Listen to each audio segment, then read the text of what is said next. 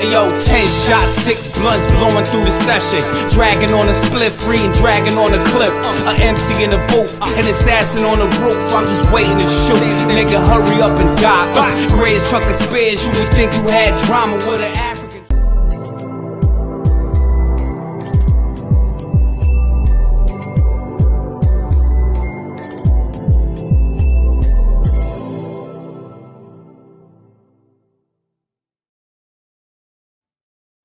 Welcome back to Urban Wrestling Network. We have a bomb for you guys today, as it was just announced recently that Ricky Steamboat will be at MLW Super Fight.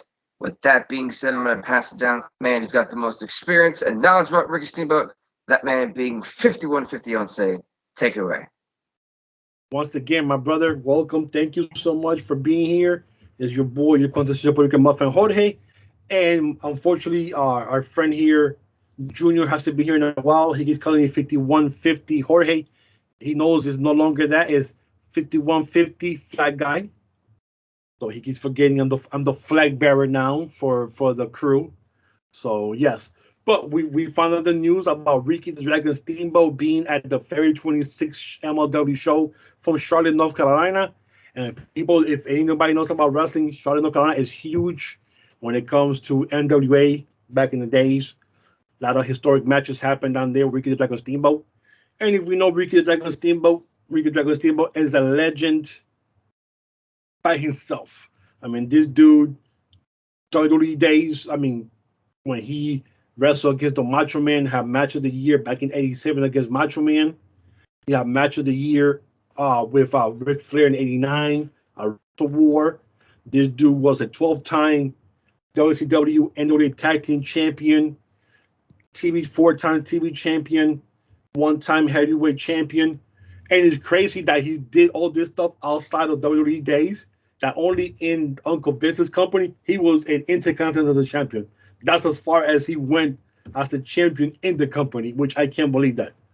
That the highest single title was him just being a Intercontinental Champion. But the feud between him and Ric Flair was amazing. When Ricky Steamboat pinned him for the first time, when he brought his son and his wife, and the son was dressed up in a little dragon outfit, and he beat Ric Flair in the chicken crosswing move.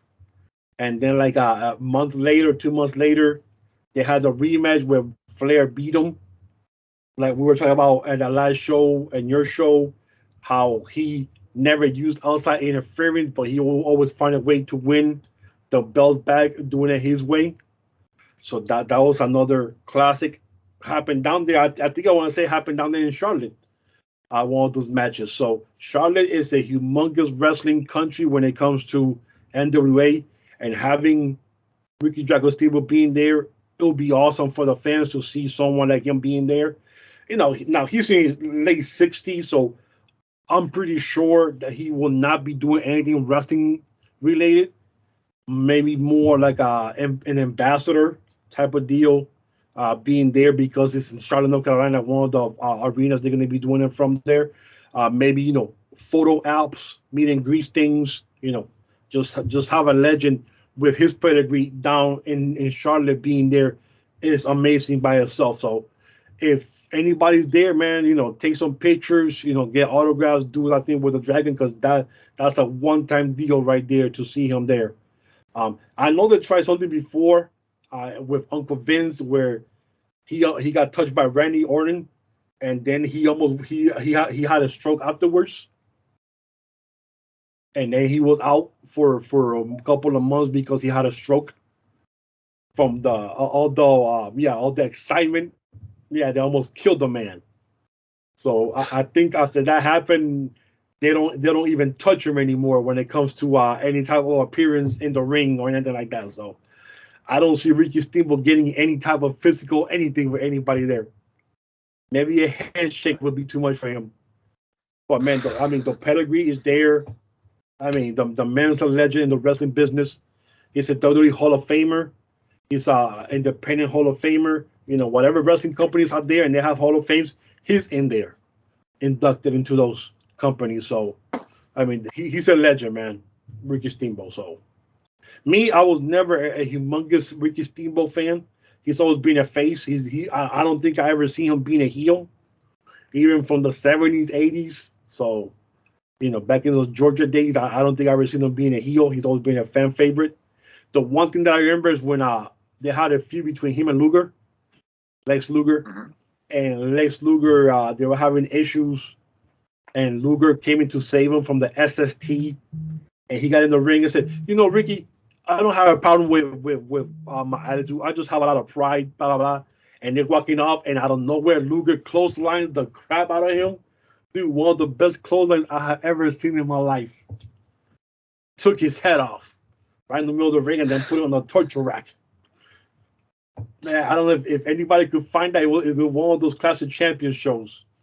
And he clotheslined the crap out of Rick. I thought he took his hat off for real, man. I was like, oh my God, he killed Rick and Steamboat. He killed Luger, you bastard. You killed them. But if you can find that Clash of Champions down on YouTube and watch that clothesline, that thing is crazy. But yeah, man, I mean, he everywhere he's been, Georgia Championship Wrestling, Florida, WCW, N.W.A, WWE, he's always been a champion. I mean, he always had those feuds. Like I said, with the Macho Man Randy Savage, that was a crazy feud with the Macho Man.